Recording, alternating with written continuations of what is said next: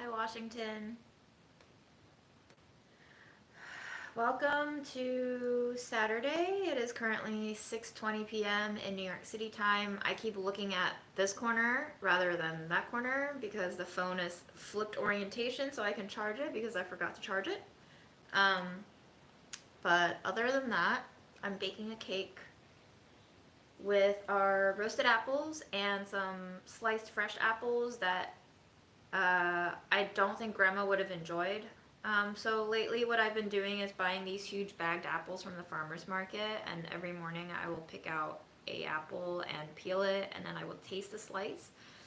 And if the slice has the slightest bit of tartness, which I love, I do not give that apple to Grandma because Grandma will complain that it's too sour. So I have to taste test the apple before I give it to her, and I have to make sure that it's sufficiently soft or mealy, or otherwise she's going to complain that it's too hard. I don't actually know if she enjoys the apples, but I feel like I should just do my due diligence to give her fresh fruit alongside fried dough. I have found containers with moldy apples in them, so I know she's not the hugest fan, but I just did buy strawberries for her today, so hopefully I can get some sweet-ish strawberries to her tomorrow. Um, so yeah, just an apple cake, really chill. I'm pretty tired. I took a walk to Astoria and Long Island City today, and then took the train back. Um, Bought some stuff from Trader Joe's, which has lost all its luster. Like, my heart used to beat with extra color every time I would think about going to Trader Joe's, and now I'm just like, okay, I guess I'll go because I'm in the area, and it would be fun, I guess, to look at the snacks and stuff. But I just went in today, and I've never felt this way before. The snacks did not excite me. My dad's actually visiting me tonight, and so I grabbed some cookies just to share with him. But I have never felt this way before. Walking into a Trader Joe's, looking at the snacks, and being interested in literally nothing. I looked at the cheese, like none of the cheese really spoke to me. I ended up buying some multicolored carrots because my farmer's market doesn't have purple carrots yet, and I ended up buying some eggs because the one egg stand that I really like at the farmer's market has been running out of eggs by the time I make it there at 10 a.m. But other than that, yeah, I just bought eggs and carrots and cookies to share with Dad. It's sad, I think. I'll get over it, I'm sure. I will just shift and we'll just adapt. It's not like the worst thing ever, but I don't know, it just feels like we're all growing up a lot, you know? Like we're all learning that Santa's dead in so many different ways. Um, and everything just loses its appeal, you know? Like when you want to go to theme parks as a kid, or you really want that cotton candy at the carnival, or you know, you really want to play those dumbass games that as an adult you know you'll never win. Like all of those things have lost their luster for me. Um, and honestly, for a long time I was like, oh, I'm just depressed. But I think depression is here to stay. I think like I don't know. I don't know, y'all. The last 7 months, shit.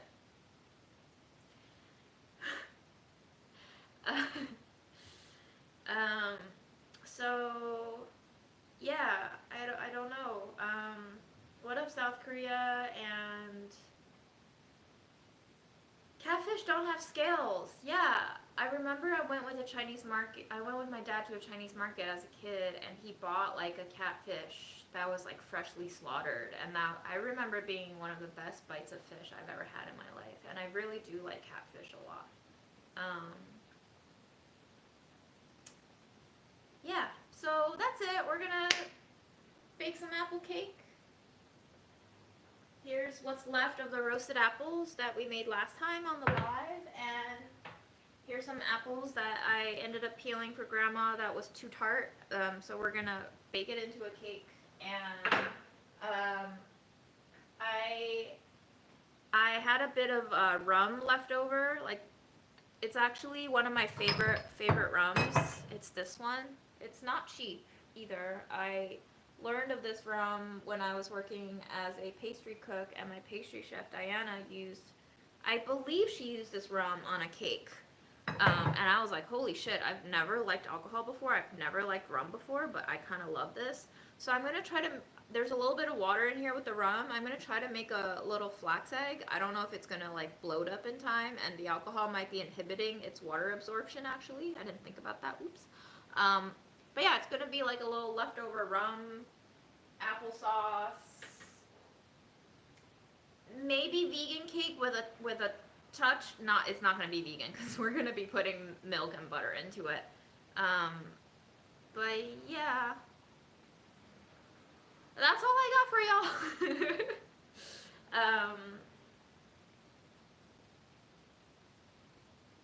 Yeah, okay. We're gonna use some whole wheat flour in this peanut butter powder tin. It's actually whole wheat pastry flour. And we're gonna use some almond meal that I have labeled 514, which means this almond meal has been made for a year. Almost a year now. It's been sitting in my freezer and I've just been using it and wow. Okay. My freezer and fridge is just filled with time capsules. That's pretty cool. I also have some dried citrus zest here, orange and lemon. I don't know, maybe we could use a little extra sugar in the cake. Let's see what else we can get rid of from the fridge. I have this cashew apple spread jam that we can probably get rid of. And I have some peanut butter. That would actually be really good with the cake, I think, later. Let's take out a carton of milk.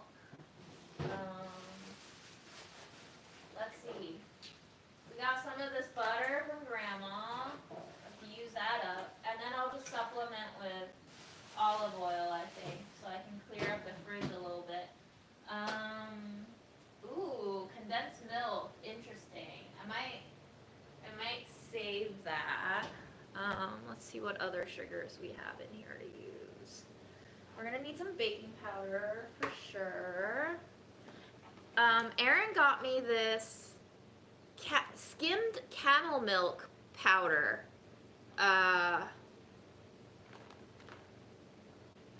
Where is this from? UAE. It's from the UAE. It's made in the UAE. And they're just like little sticks, like single serving sticks of camel milk powder. And I tasted one. It's just like powdered milk, but like salty, like extra salty. Really intense. So I don't know. Do you want to see a stick of this go in? But freezers are an awesome invention for sure. I love how you guys are so encouraging. Like KG just said, such a bright light keeps shining. Girl, you think this is shining? So generous. Don't lie to me. Hi Trinidad. Ooh, I should brown it in a pan to make it toasty. Amy, you are an overachiever and I adore you for it.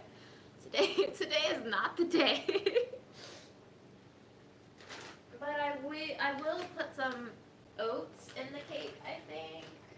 We're gonna try to make it a little bit healthy for my aging body. Let's use up some of this wheat bran, a holdover from my delish days. What else we got? Ooh, there's some wheat oil. I'm not gonna put that in this batch, but you know we will experiment with wheat oil.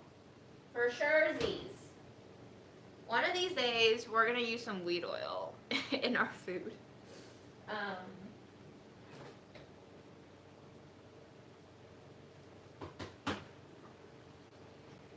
The brain is not thinking anymore.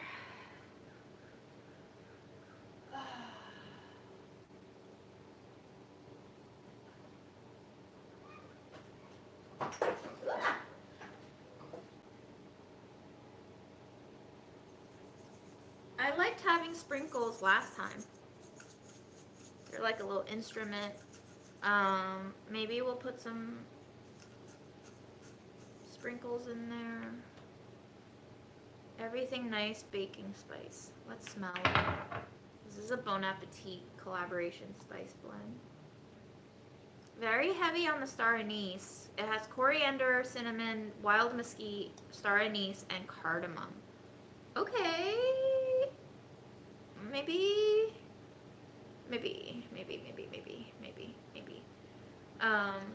Save the weed oil for an edited video. Do you think YouTube is gonna demonetize me? Actually, who the fuck cares anymore about what YouTube does and doesn't do? I'm just here so that y'all still get a chance to chat with me and chat with each other. And then when YouTube decides to shut us down, which it will inevitably do, I am almost certain. The way that censorship state is spreading right now, I don't know if anyone else is scared, but I mean, I don't think you should be scared. I think you should just be prepared. You know what I mean? Okay, let's think about baking vessel. I'm thinking a square cake. What do y'all think?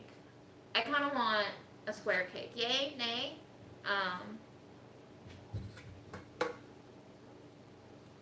Okay.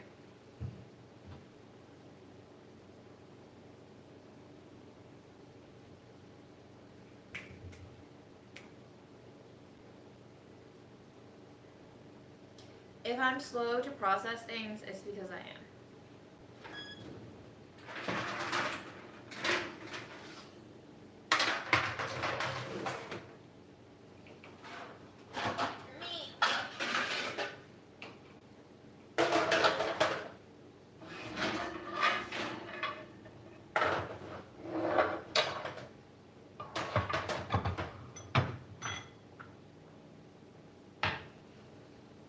Okay.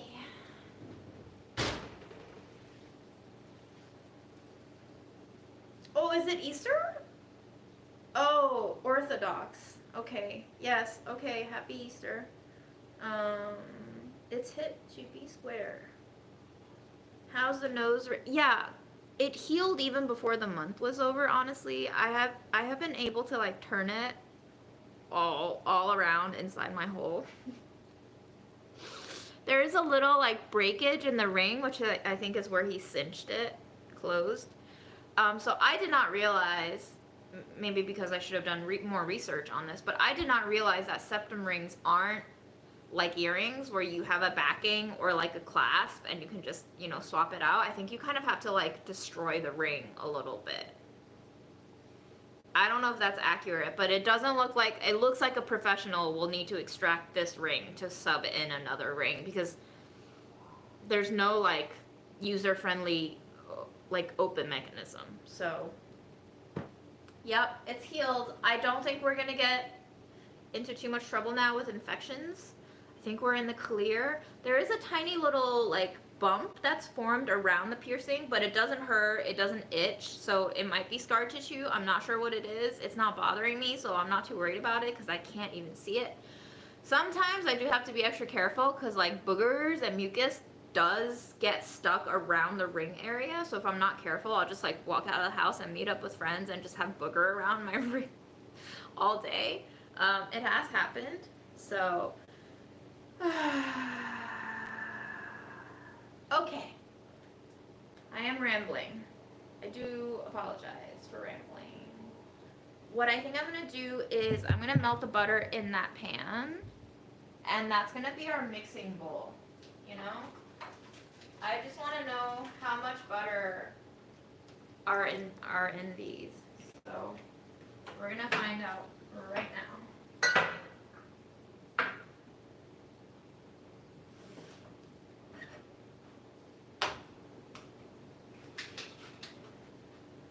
I have 8 containers here, and I'm guessing they're about a tablespoon each, but it turns out they're actually a teaspoon each, because that was 4 grams only, and I believe a tablespoon of butter is like 14 grams, is that right? Is that right from my pastry days?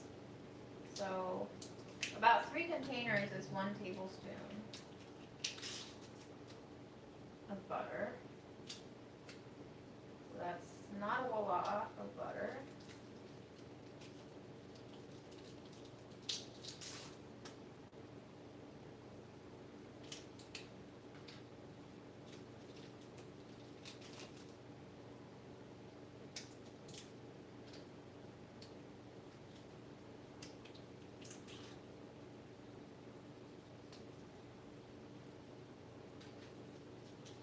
So all in all, we have about 2.5 tablespoons of butter here.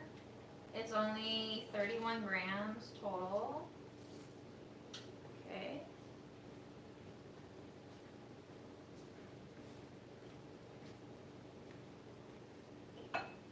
This will be the last of our olive oil. I might not buy it again because it's fucking expensive now.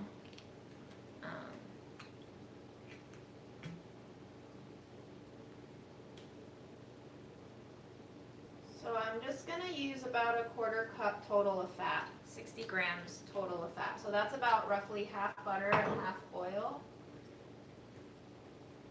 I'll put it on the lowest heat setting. And in the meantime, I'm going to scoop out what leftover butter is in here and put it in the pan. I'm sure this is what Grandma does right before she sticks it up her nose. So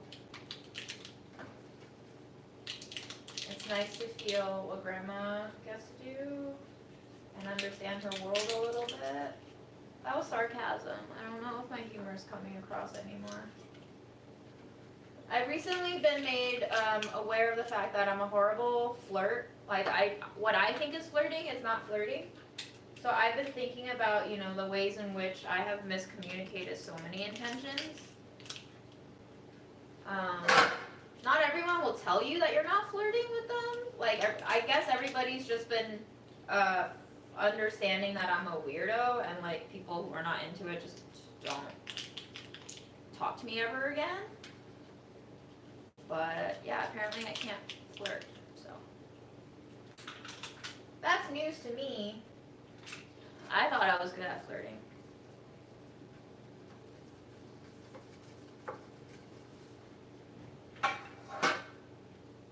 Hilarious human communication. Who knew?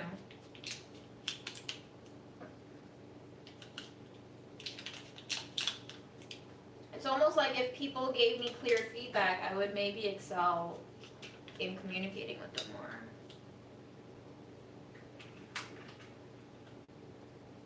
But instead, I'm just resignated to a lifetime of misunderstanding, miscommunication, and mostly unintentional assholery. Sometimes I am intentional.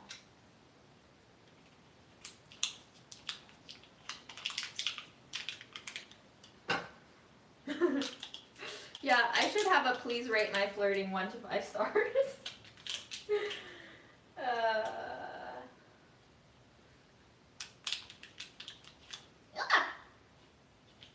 Yeah, my hand-eye coordination, my like physical control, my agility, they have all gone down the sink, the toilet, the sewage, whatever, wherever you want my physical and cognitive abilities to go, they are there.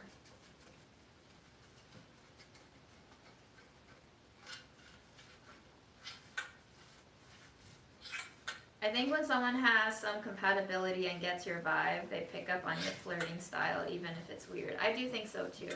Or, you know, another form of compatibility is that they are not scared of telling me that I'm being weird and that they don't understand me. But I think it's when I don't get feedback that is like the greatest form of incompatibility for me. I think if anyone is brave enough to talk to me openly about what behaviors of mine are problematic for them,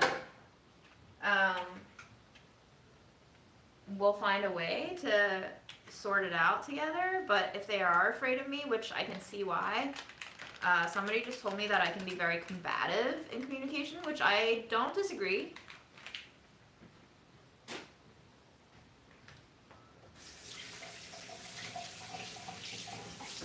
But like, it's it's not my fault if you're afraid of a 5'3" Asian girl's combative verbal style of communication.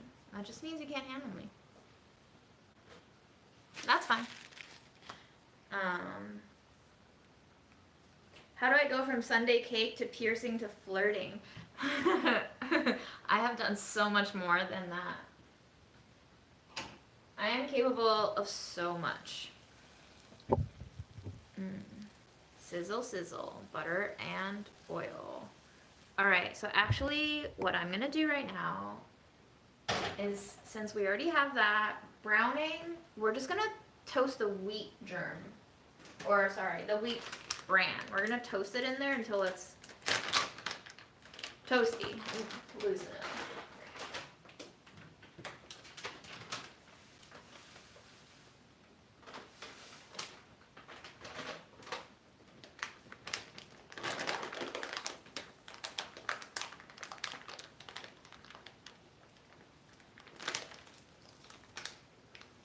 Yes, Amy, you totally should. Every time we get a scammer text, we should always respond with trolls.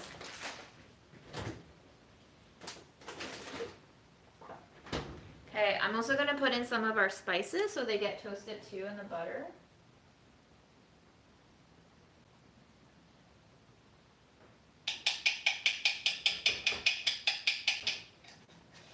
Nope, not measuring anything.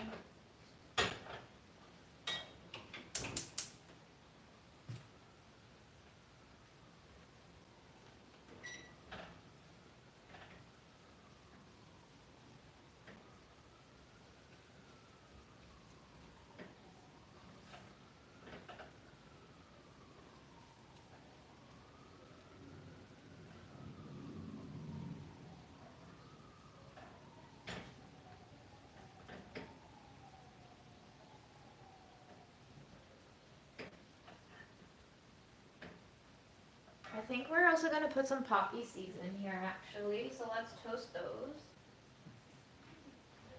Apple poppy seed cake sounds good.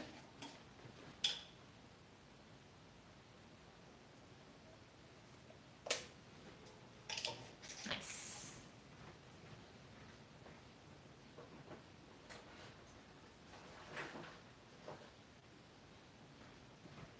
Do you like my off-camera walks? I'm quite enjoying it. Now I can't see the chat. Okay.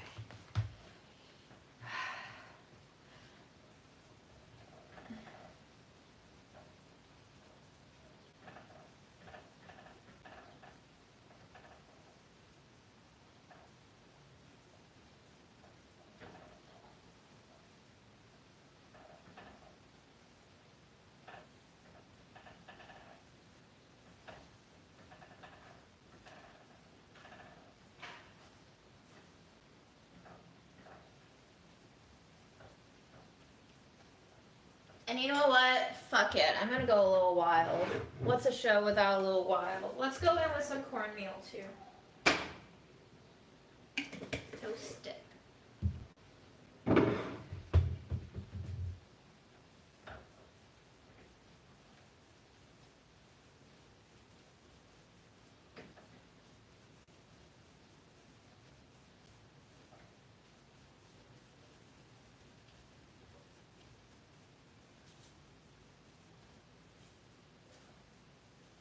And then what I think I'm gonna do is we're gonna pour in the flax seeds and rum once I feel like it's toasted enough to stop the toasting and to also evaporate off some of the rummy alcohol level. Words. This is not my forte right now.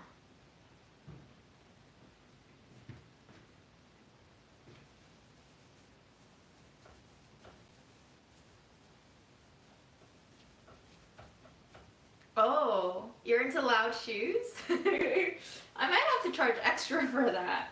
And maybe go on a different platform. And maybe lower the camera angle a little bit. Oh, now add the camel packet. All right, you're right. Maybe today is the day for the camel packet, Amy.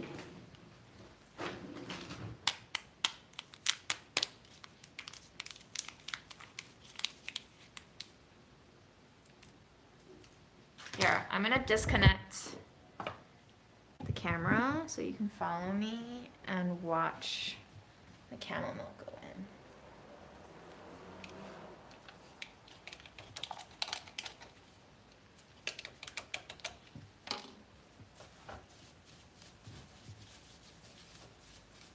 All right, I think we have to stop the cooking because it's smoking and it's smelling burny and my phone's falling. Ooh, everything's happening. Oh my God, my phone is definitely gonna fall. All right.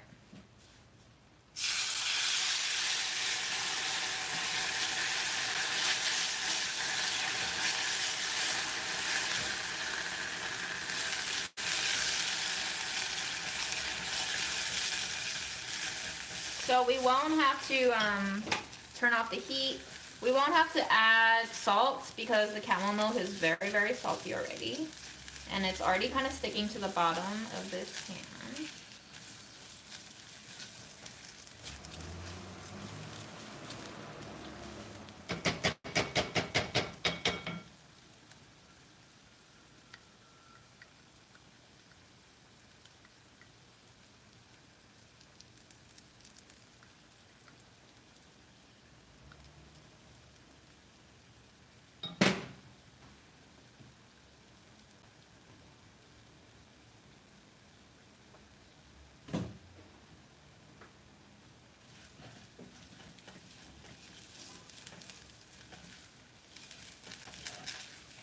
We're gonna keep stirring until the sizzling stops. The pan is already off the heat. I've turned the heat off, but this glass pot is actually really, really good at retaining heat past the, you know, fire extinguish stage. Wow, I have never been so bad with words. Yikes.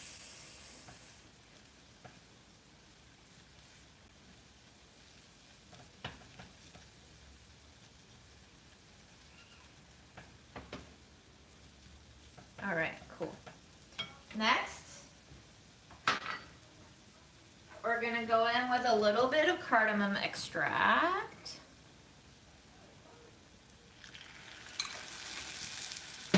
Just gonna evaporate off some of the alcohol in there too. That was a apple brandy extract, so. All right. It's the lighting. I mean, the mush is brown, but the lighting was very underexposed. So now you're back on the charge. This is what the mush is looking like. It's not really charred, but it is dark and toasty.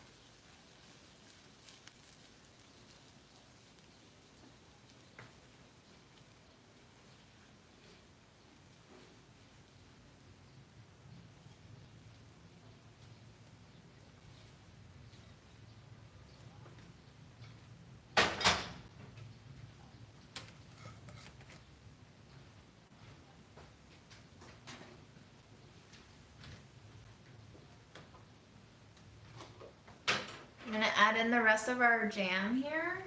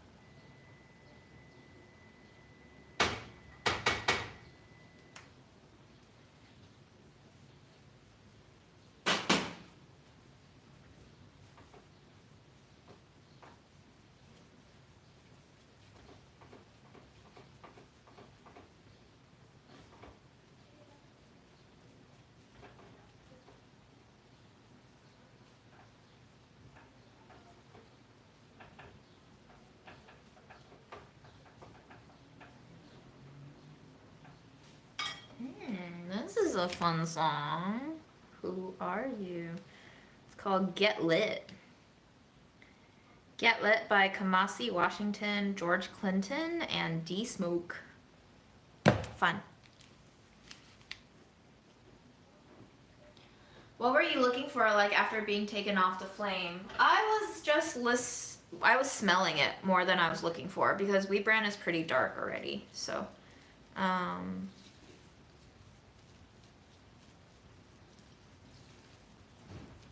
ooh, a scab on your ear. Which part of your ear?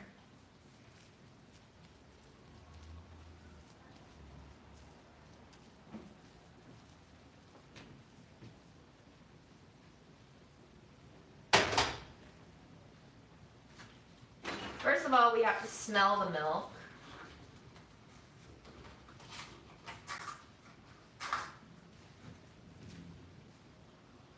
Smell check pass.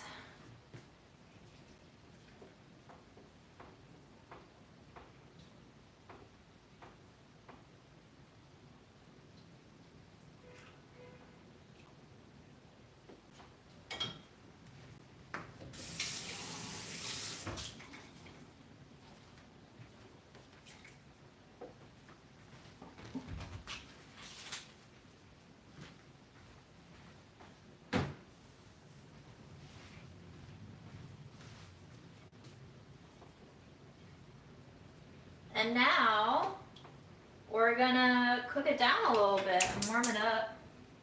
I know, very unconventional, but I'm only doing this so I can throw the apples in and cook it down a little bit before it bakes in the oven. I don't know why I'm doing this other than to give myself more work, but let's see what it does. I've never boiled apple slices before baking them, so kind of excited to see what would happen.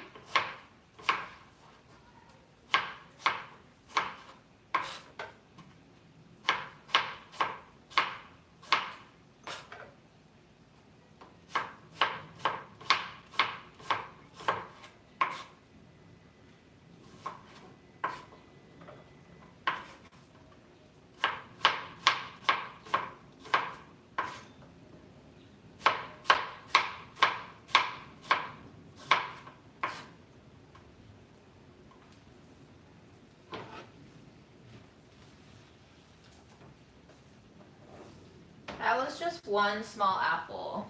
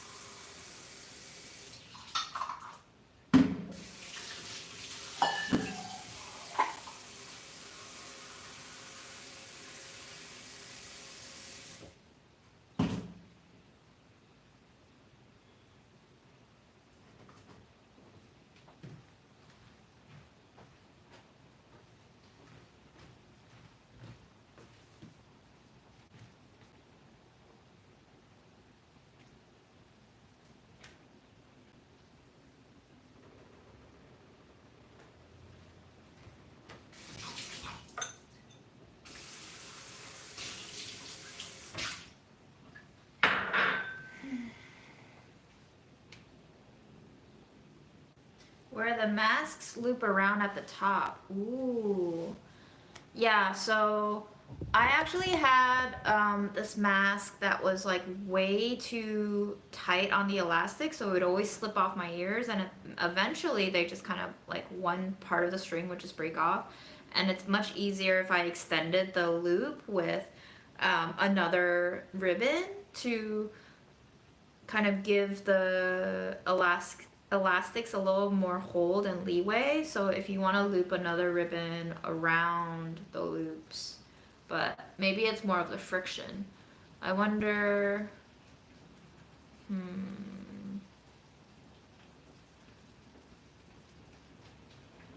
like it depends on what masks you're, hold on.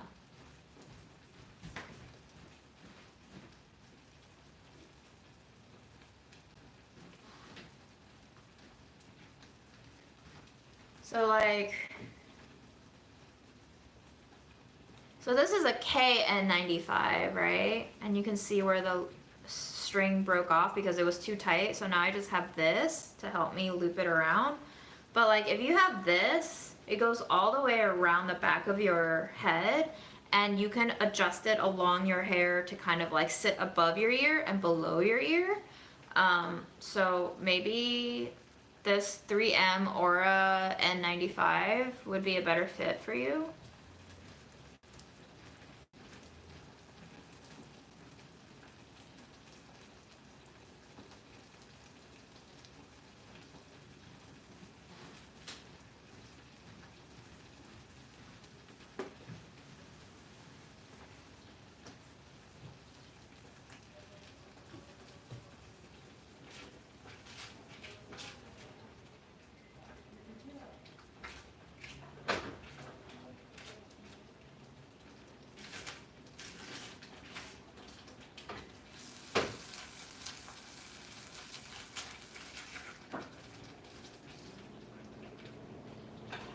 Alright, I'm going to turn this off because glass pot is starting to burn on the bottom. Wheat bran looks fully hydrated.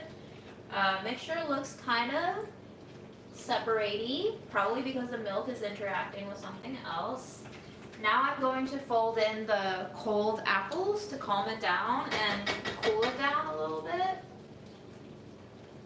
so our flours don't immediately cook in this hot liquid.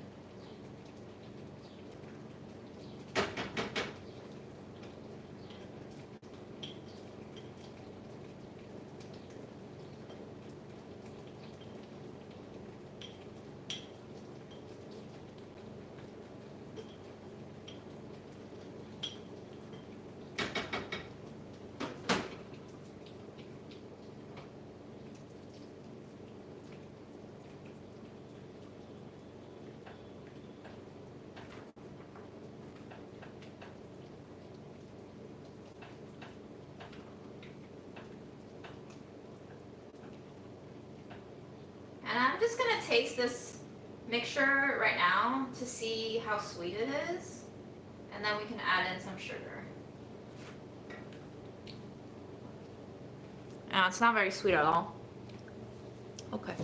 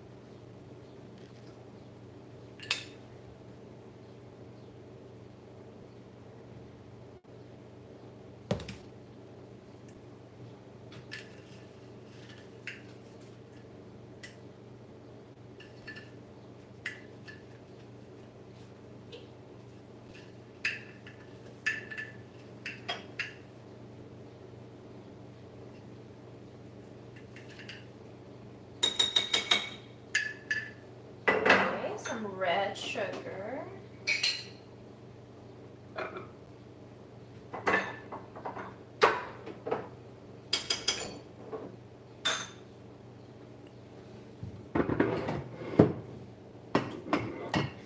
Still haven't bought any granulated sugar yet. I'm gonna try to work through this muscovado that Samira brought back for me from the Philippines. This seems like a lot of sugar.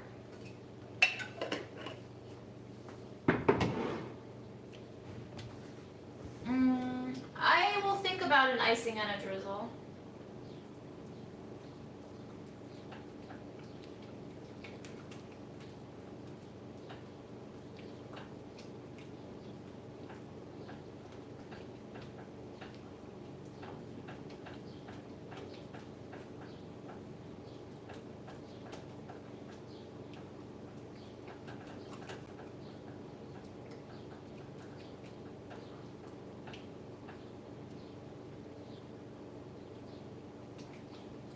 There we go. Nice.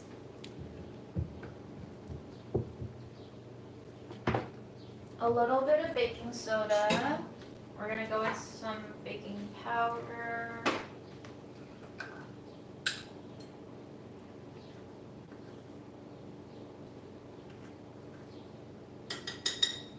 Okay, half a teaspoon of baking soda. I feel like we're gonna need 2 teaspoons of baking powder.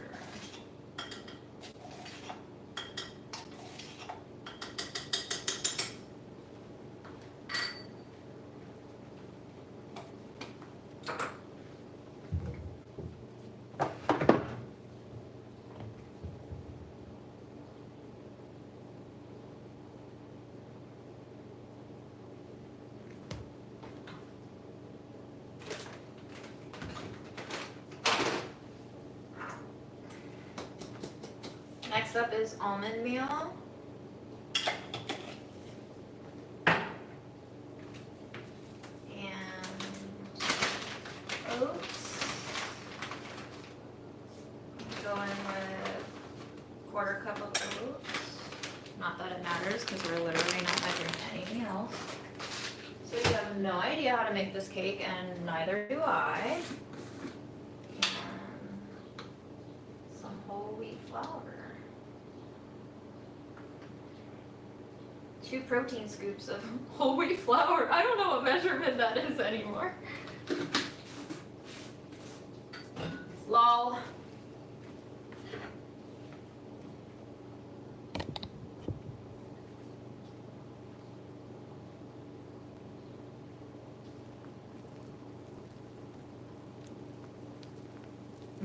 That almond flour smells good.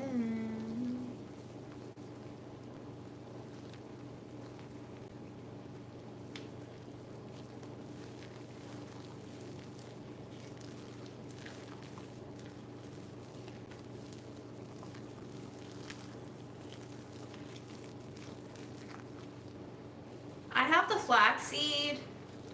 I'm gonna skip the egg. But I probably could have benefited from an egg.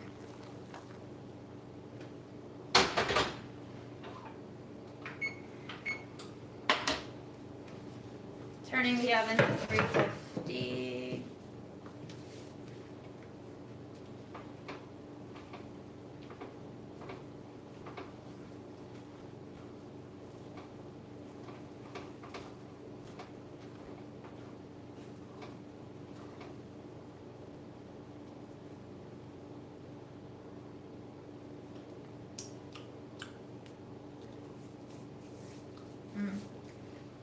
That's pretty good.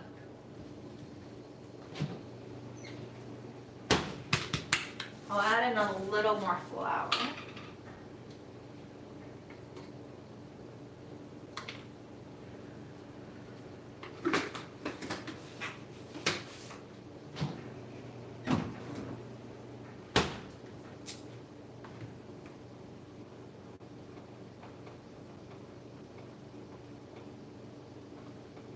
And I'm gonna do something very risky here because I really don't like the taste of this oil, but I have flaxseed oil, and I'm just gonna add like a teaspoon of it in. This is the bottle that I bought. I've since put it into a little dropper bottle, so I'm just gonna do 2 droppers. It's supposed to be really good for your health. IDK, sometimes I put it in my smoothies. I'm growing used to the taste. That's just how it works. You just slowly grow used to the taste of things that you don't like anymore. I think someone mentioned to me as like a potential supplement for people who are suffering from long COVID, and just decided, why not? Let's give everything a try. Who knows at this point?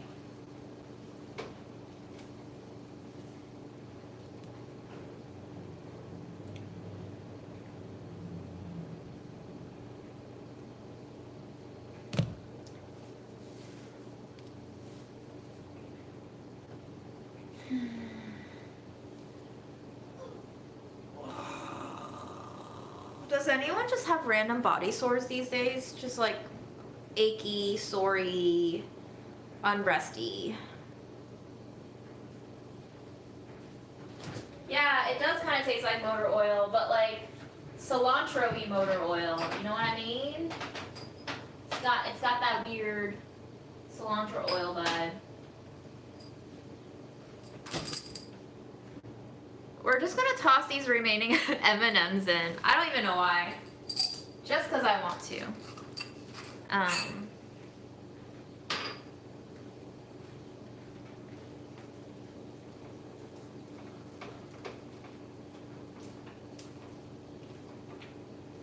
Alright, let's taste this batter one last time.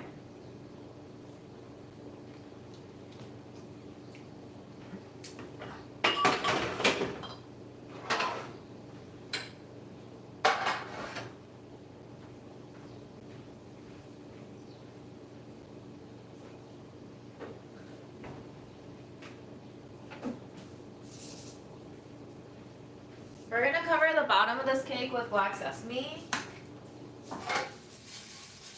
Just cause I can.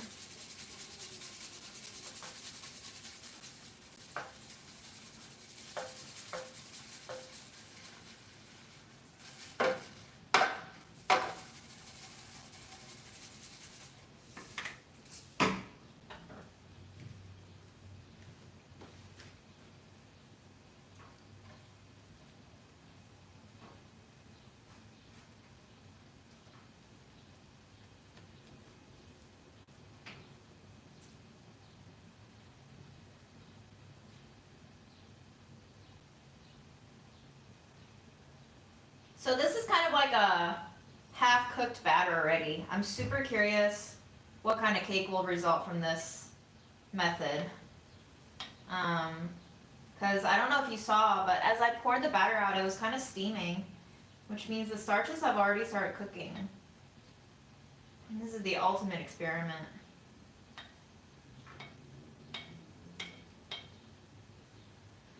Wonder if there's already a culture that does a cake like this, where you kind of start it on the stovetop.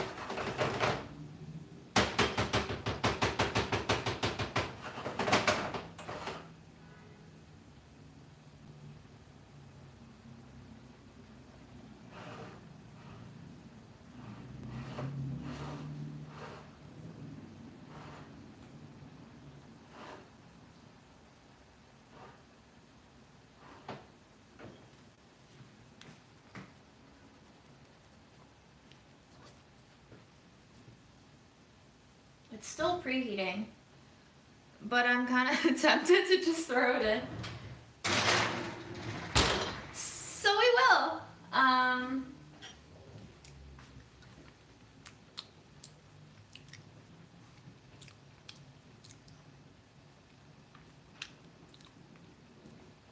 What a weird cake. I don't know why you let me get away with this every time.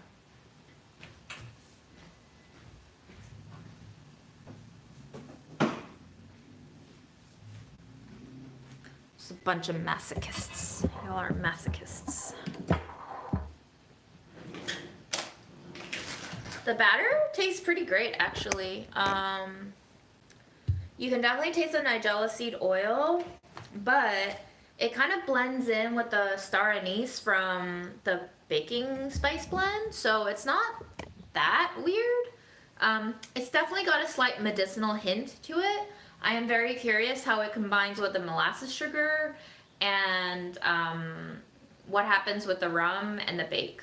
So I guess we should set a timer. I think it's going to take this cake at least 35 minutes, but we'll set it for 30 for now.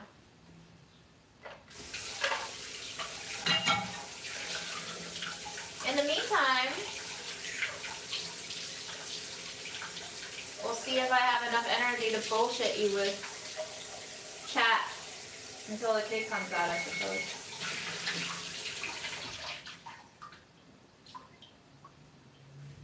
What do you guys want to talk about? If anything.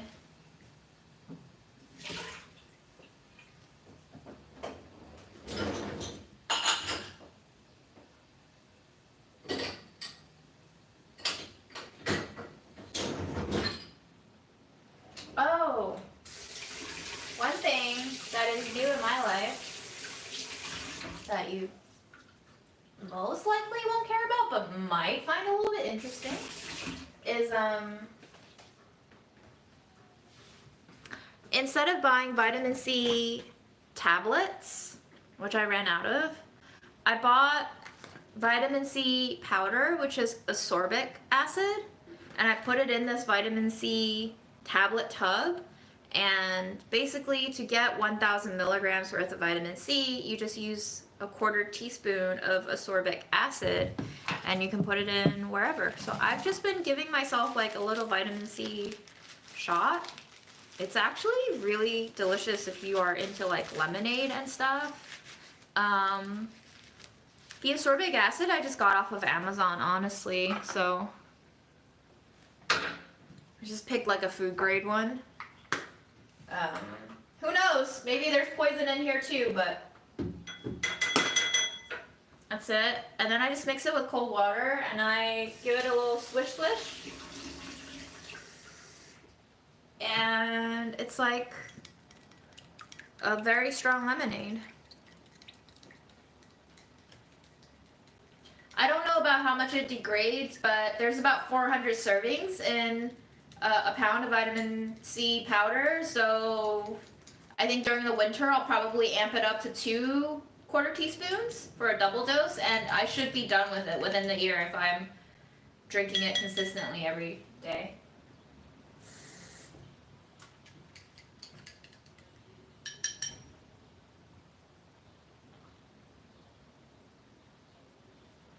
Tuna went home.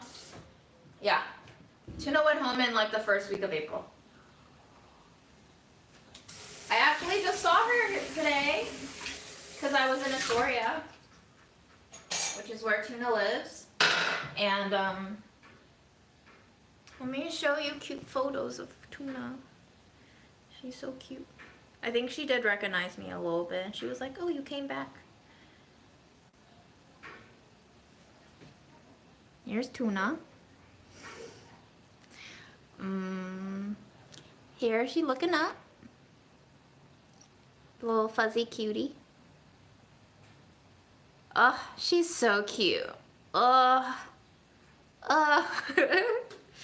Here she is playing with her favorite toy there. Just out of grasp. She's looking very handsome there. And here's a little table that I saw at Remix Market that I was thinking could be perfect for my spice overflow. But then I was like, realistically speaking, in about 3 months, I'm going to have way too much spices to fit on that little thing. So I'm going to keep looking for a spice storage option. Dark chocolate peanut butter cups from Trader Joe's. That sounds good.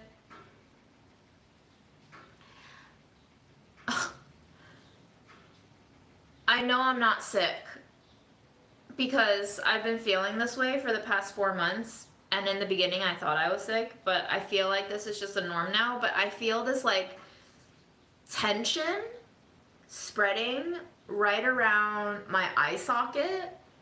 It's like really tense, and it happens to me when I drink alcohol sometimes, but now it's just happening out of nowhere. So I think we should sit down. Maybe.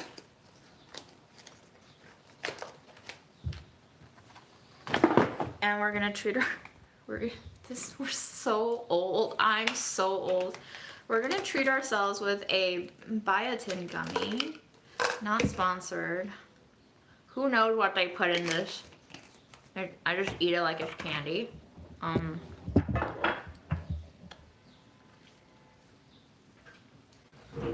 I probably need glasses, yeah. I mean, technically I am nearsighted, so that's not impossible.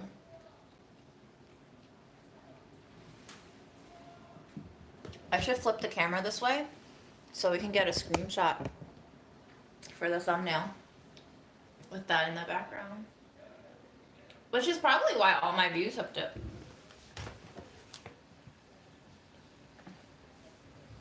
I could really rock glasses. I think I would love to have glasses.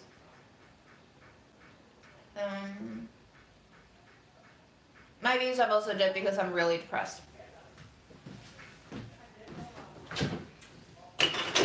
And it's not like y'all need more of that. I have been reading this. I have been loving all of his books. This is an essay collection. He also writes poetry. But even his prose is very poetic too.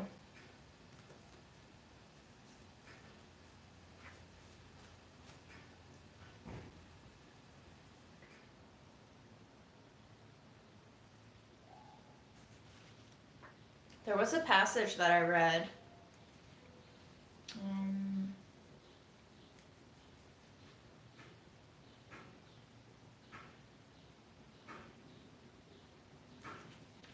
This collection has a lot of analysis and critique and just personal exploration of different musicians and their music.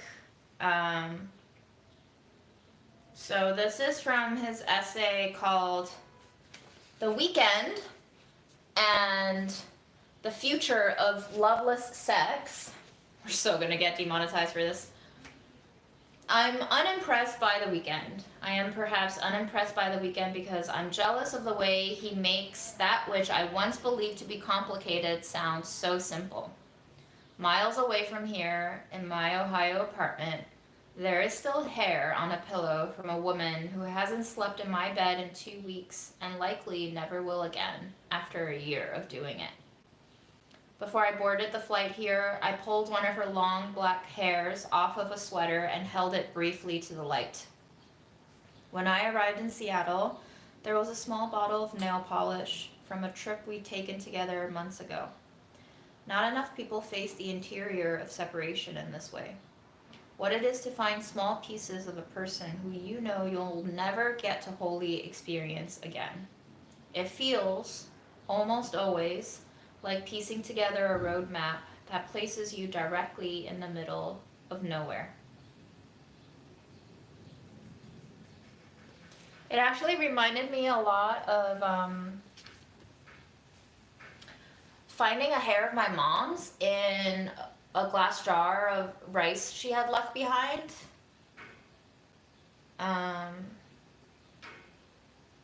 And I know that he's obviously talking about a lover there, but I think after my mom died, I had started reading so much resonance into love songs and breakup songs that applied equally well to grieving over my mom. And I think that was the first time when I realized, like, this fascinating aspect of how love encompasses so many different relationships we have with people. Love and grief. Maybe love and grief are the polar opposites of each other and not so much love and hate. I'm not sure anymore, because I feel like sometimes love can embody hate, but I don't know if love can embody grief in the same way. Because grief is always some sort of absence, and I think love is always some sort of presence, and hate is still presence. But grief is a sort of pain that comes from the absence of love. So, I don't know, maybe they don't have to be dichotomies at all. Maybe they don't have to be polar opposites at all, but it's been fascinating to think about it in a lot of ways.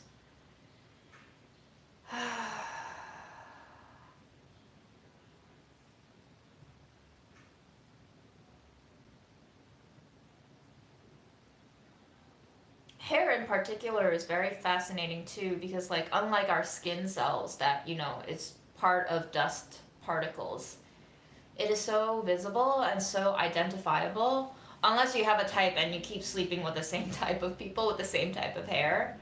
Um, in terms of romantic relationships, I feel like when you find hair of a past lover in your home, in your possession, in your space, like that's a very particular experience. So I feel like reading that passage, I was like, mm-hmm,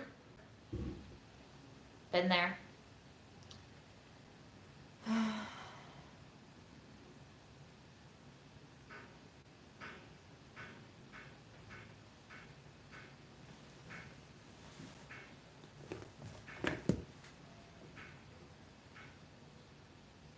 The song I'm now listening to is called Playtime by Hector Plimmer and Laura Mish.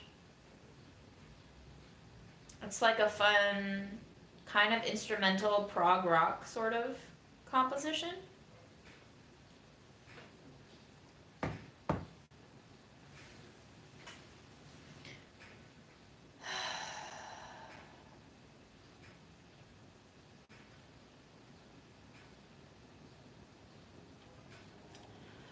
I hadn't cried in about maybe 3 or even 4 weeks, and I cried for the first time in weeks when I was writing a newsletter for Burlap and Barrel, and I was featuring the Zatar origin blend, which comes from Palestine, and I hopped on a video chat with our partner supplier, and she and her husband, I think her husband's family comes from, I don't remember which part, but maybe Rafa adjacent. And the situation there is, I think you know what it is. Burlap and Barrel has not been able to get harvest of Zatar this year at all. The picking season for the herb known as Zatar is in March and in August. Farmers were not able to collect the Zatar plant in March because settlers would shoot at them when they would go out to collect. And so they have just been staying indoors, jobless, unable to do anything, trapped. The fields are growing weedy, they're underwatered, they're not being tended to.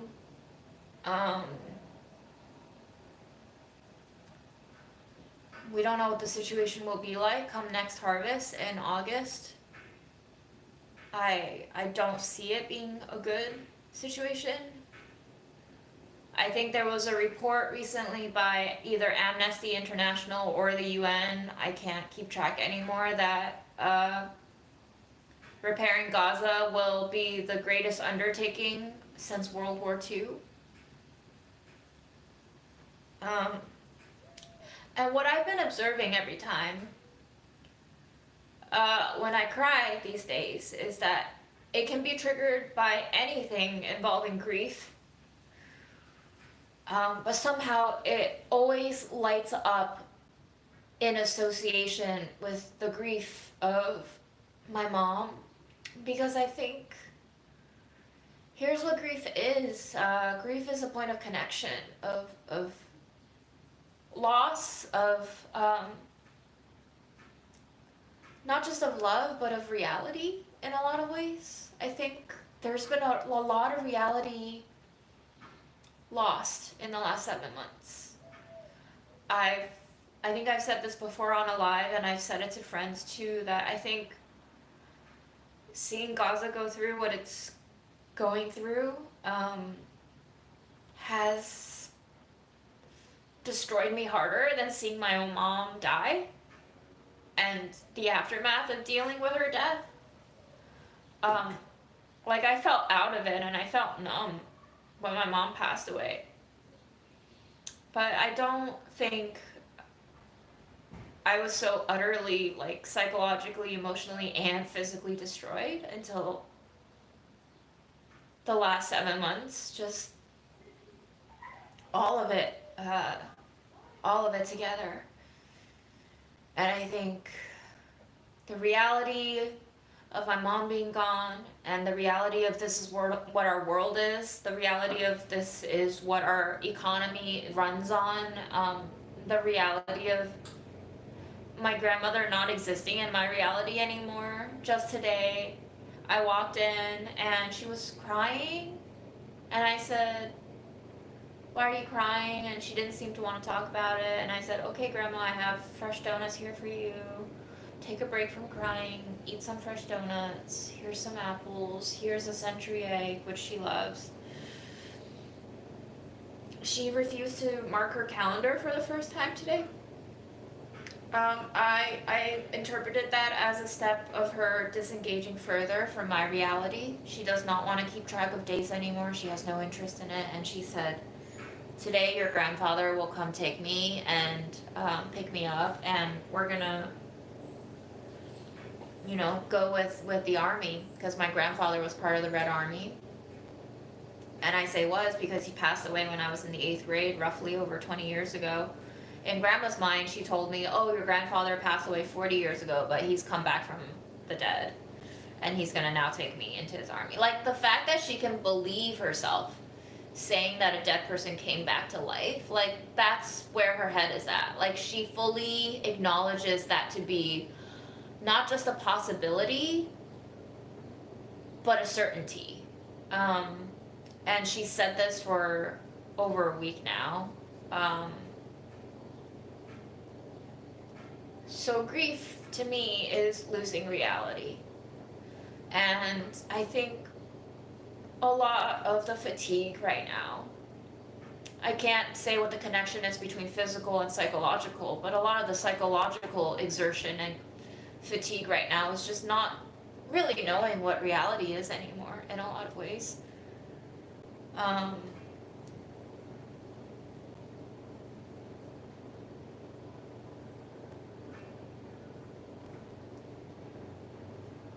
So that newsletter got edited a bunch of times because, it's hard to speak on Palestine as a business. You may have noticed.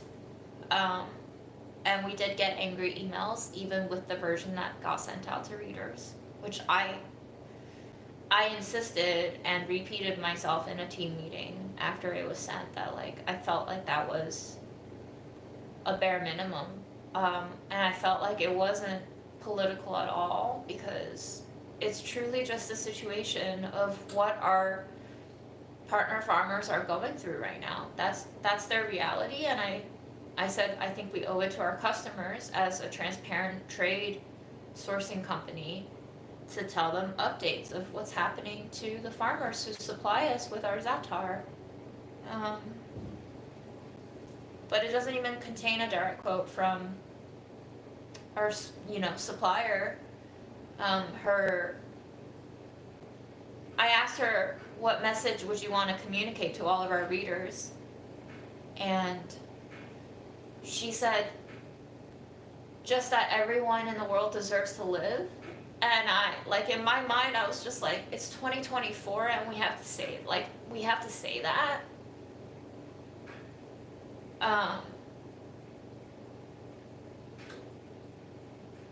And she said, we live in America and we have this freedom to do almost everything. And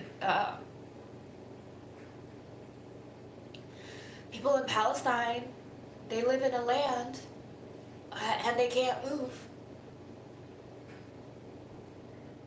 And we're already, I go to these marches, and one of the chances, we are all Palestinians. And Palestine is everywhere, and it's kind of true, I think 4 or 5 months ago, Aaron posted this essay kind of analyzing what's been going down in Palestine from like um, an economic point of view, and it's basically saying that like Palestine is what happens when you are determined to be disposable by the capitalistic system. When you are no longer needed as a unit of production, you can be disposed of in whatever method at whatever time, because you are dispensable, and you don't serve the system anymore.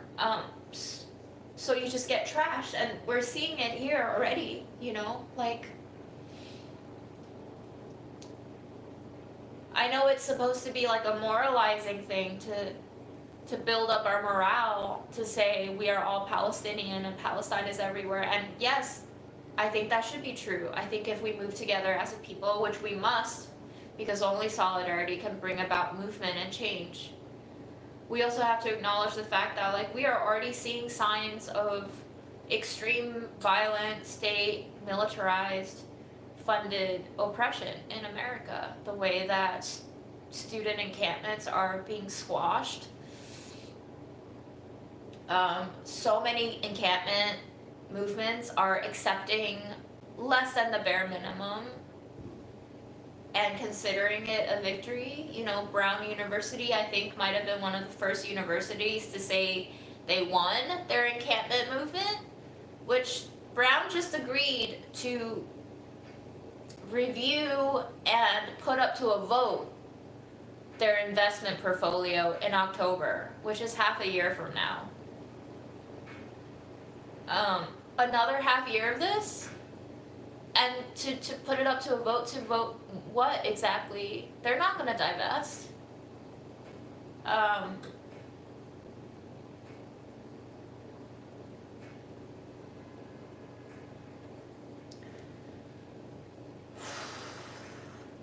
And yeah, Amy said I would buy an empty jar from burlap if it meant the proceeds went to those farmers. And we were talking about like, how can we fundraise to support the farmers who are not harvesting and therefore are not getting paid at all this year because they have nothing to sell? Like, it's just a scenario that like, how can you win? They've flattened the universities and the hospitals and the homes and the places of worship. They've contaminated the land with destruction and salt water. They've ensured that such fertile land cannot continue producing anymore. I don't know how one can escape feeling overwhelmed when you think about these things. And yet, I think I have to think about these things. I know some people's defense mechanism and default is to not think and not pay attention to it, which I understand, take a break. But how long that break is, I don't know. Some people, I think, take a break for their entire lives. I showed up to a student solidarity protest and march yesterday in Lower Manhattan, and I stayed a little over 2 hours, and as I was leaving, I passed by in the West Village, very moneyed area of Manhattan, just like people outside having dinner. It looked normal. It reminded me of before pandemic times, like people enjoying themselves, and just a contrast of realities. Man, I don't know.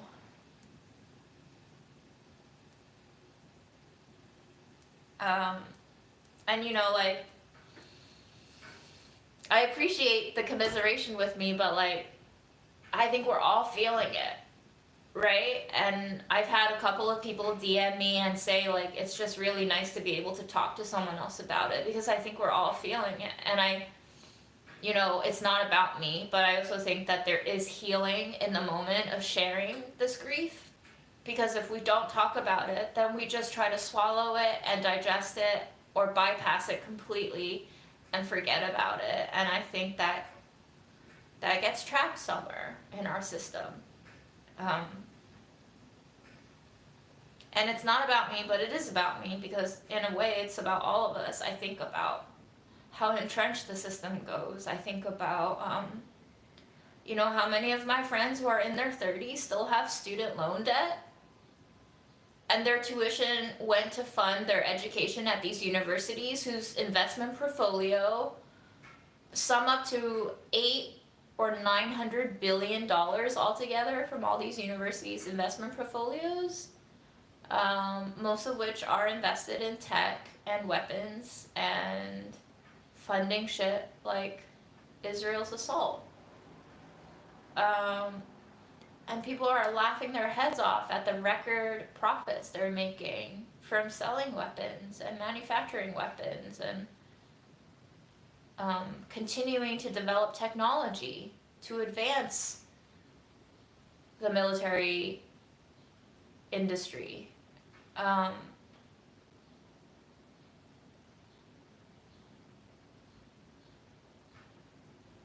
can you not cry thinking about all of this? To think the different lives that my friends can lead without student debt shackling. To think about how much more stable I could be if I had health insurance, instead of thinking about, the $15,000 that I just paid to city, state, and federal taxes this year, going to God knows what. I was looking at all the cops yesterday at the protest, just a whole line of them in riot gear, fitted with weapons and batons. And that money comes from somewhere. And I was staring each of them in the eye. And I think one of them looked really sad, actually.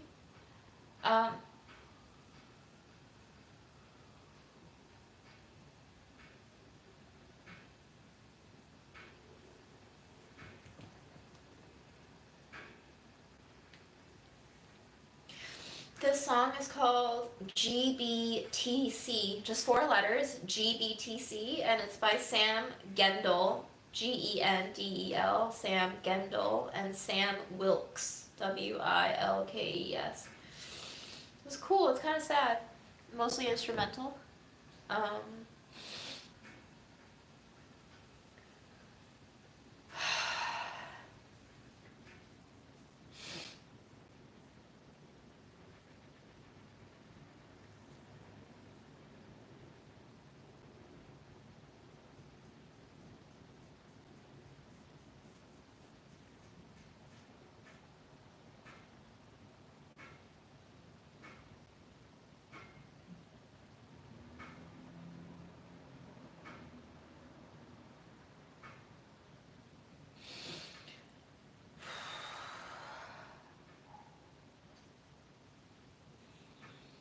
And, I think it's good to take a break, because you'll just burn out and you'll throw yourself into despair. And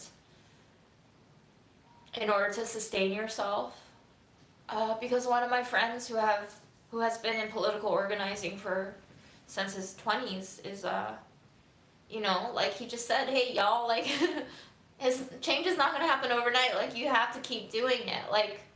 Palestine has been undergoing oppression for 7.5 decades.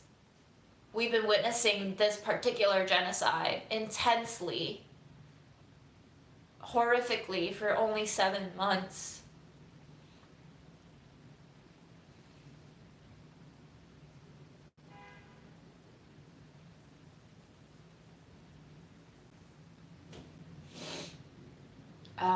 So yes, we're gonna feel demoralized because we're new at it. Just like when you haven't worked out in a long time and you go to the gym and you're like, fuck, I'm weak. But if we're gonna make any change at all, it has to be a routine.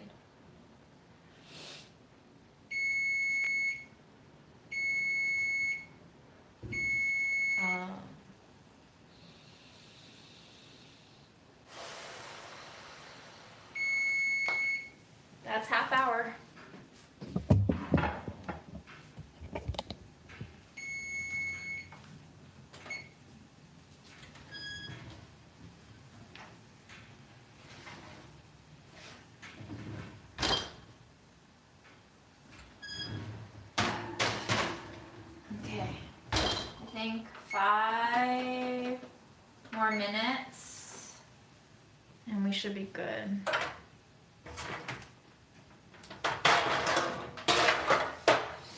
I have been microwaving peanuts. Apparently 90 seconds of microwaving peanuts roasts them. I splash them with a little bit of water and salt them like I do before roasting them, and then it's kind of cool because I don't even have to roast a whole bunch of peanuts. I can just roast like a quarter cup or a half cup at a time.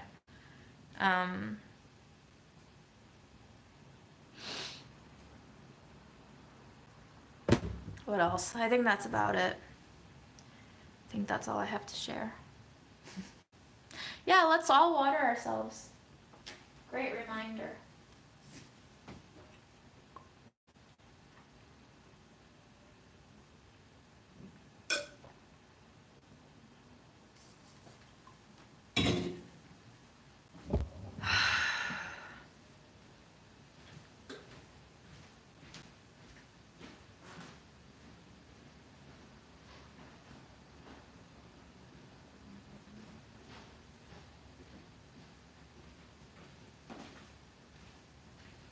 There's another book that I just finished by the same author. It's actually really cool. There's a lot of analysis of how we consume Black culture and perceive it, and really cool small stories of artists that you might have never known about otherwise. And there's a lot of very poetic sections and very personal sections, and it's all very carefully woven together, and nothing but good things. I have nothing but good things to say on his work. This chapter is called "The Josephine Baker Monument Can Never Be Large Enough." I think I posted it on my Instagram a while back.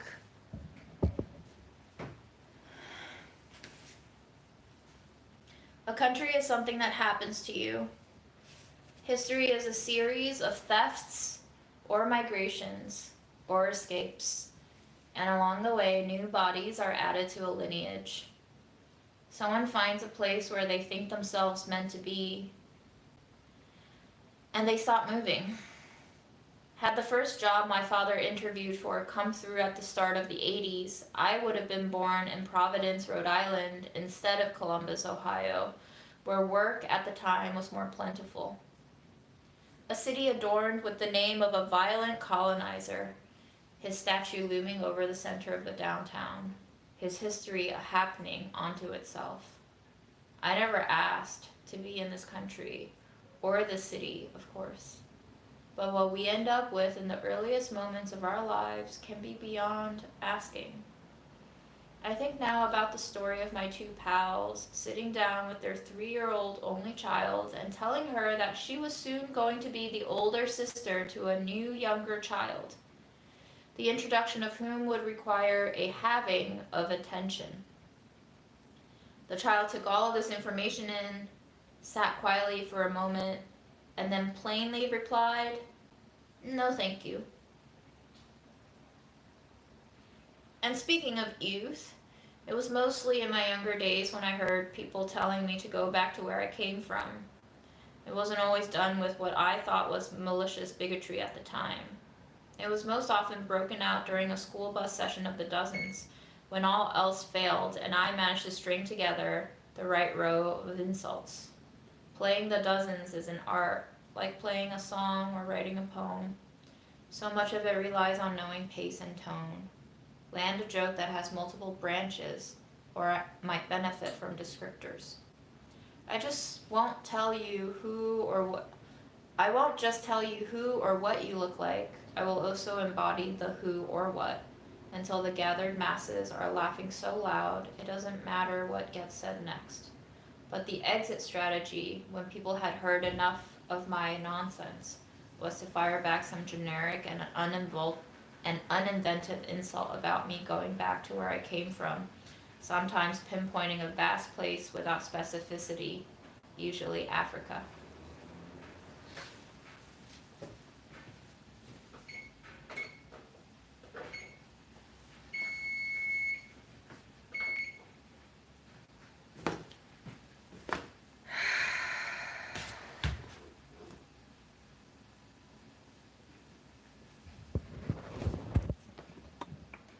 I've heard from a friend who also has another friend who's been living with long COVID, who has been having mini seizures.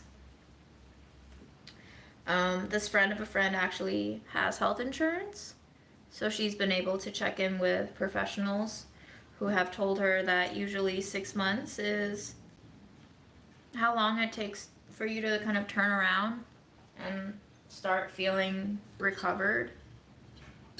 I'm not holding myself to such a timeline. I hope it's true, which would mean that maybe I'll be better come mid-June. But if this is my new reality, then so be it. I know a lot of you have noticed physical changes. Don't worry, I have too. But it's not really a matter of like my agency anymore. I know I have friends who are also encouraging me much the same things that y'all are encouraging me to do. And I get it, and I've been trying to do it. There's just a lot of things you can choose between now. And sometimes not all the choices are actual choices.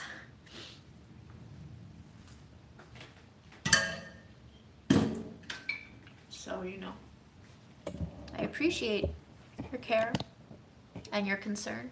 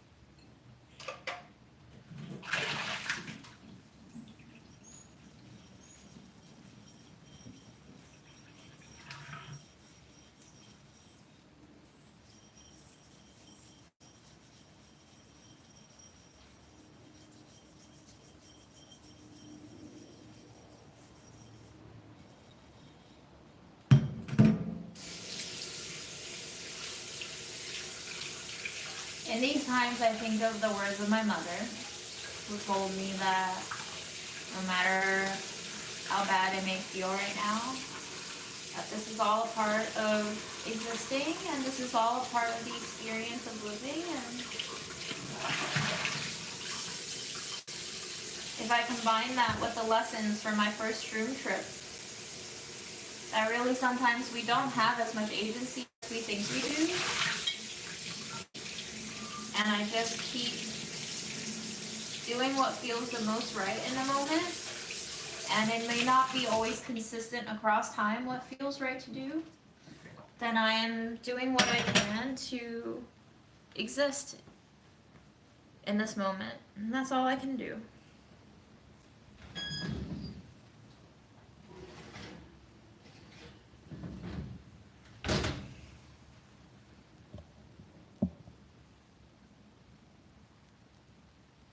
This feels good. It's too hot. I'm gonna let it rest. I'm sure it tastes amazingly weird. But I'm gonna cut the live here so I can go lie down before my dad arrives. I hope that's okay.